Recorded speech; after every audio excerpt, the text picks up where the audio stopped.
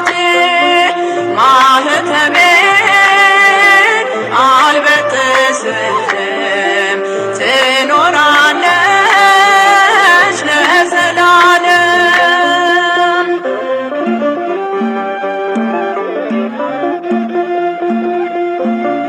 የግብፅን ከተሞች በደም ገንብተናል፣ በመግደል ጽድቅ የለም ሞተን ግን ኖረናል።